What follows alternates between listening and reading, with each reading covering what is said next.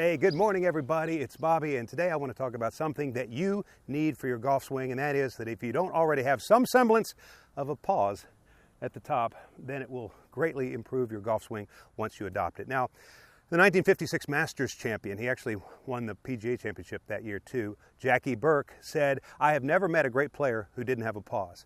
Moreover, I've never seen a poor player who did have a pause." So therefore, if you don't have a pause, then you need to beg, borrow, or steal one. He went on to say that it is that opportunity at the top of the backswing when you can gently take the gear selector out of reverse and put it into forward without stripping your gears, and use that moment to conjure up the resolve to do what you need to do on the downswing. And we're going to do this in 3 steps. And the first step is this. Listen to what Tiger Woods said that Butch Harmon had him do.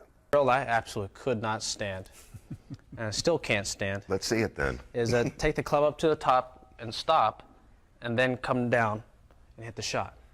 And this is a drill that he made me do for hours upon hours. And the whole key was to get the club in a position at the top where he just felt as he transferred his weight, his arms would fall down in front of him. So that's the first thing. You've got to be able to hit a golf ball from a static position. You know, there are some who say, well, I've tried that before and I can't do it, Bobby, so this whole drill, this whole pause thing is not for me. That's not the case. It is something very important that you're missing, and this is across the board. If you can't hit a ball from a static top of the backswing position, then the reason you can't is because you're starting the sequence down with your upper body. It is vitally important that you start with this leg. Now, let's listen to what Butch Harmon said one more time.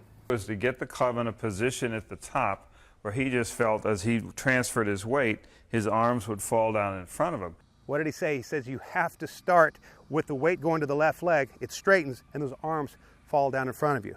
Look at my left leg. I'm going to be up here, but the first thing that's going to start is some action in this leg. We're going to get some weight on it. It's going to straighten. That's going to open the hips, and we're going to just let the arms fall in front of the body. And when you start from a static position at the top, all you got to do is start with your legs, and soon you'll be able to hit that ball and hit it right on the button. But you're still not out of the woods yet. Now, let's go to another drill, and this is what I call a stop or go drill. Stop. Good. Reset. Good. Go. Good. Go. Wonderful.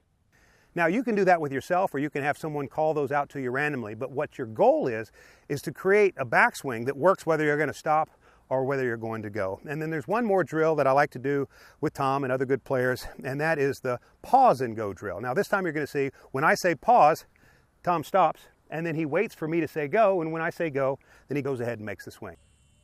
Pause, go.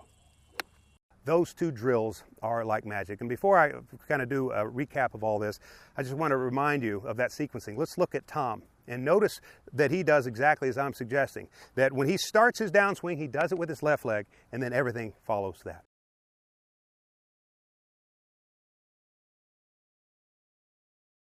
Okay, so let's recap. The very first thing that you need is the ability to hit a ball from a static position. Without that, nothing else works. And the second thing you need to do is you need to draw a dividing line where the backswing ends and the downswing begins. And by the way, this is what I believe gave Tiger the ability to stop his swing so many times like he did in mid-swing. Check this out. Let's go to 12. Tee shot, Tiger Woods, uphill, dog leg to the right, par 4. Whoa! Whoa!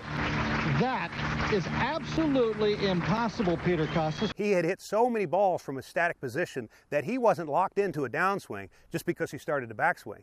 It was a 1-2. It was a backswing and then downswing with some sort of pause in between, so that it was not as hard for him to stop on the way down because he had not yet started his downswing. All right, so there's so much that comes from this, so much body awareness that comes from this.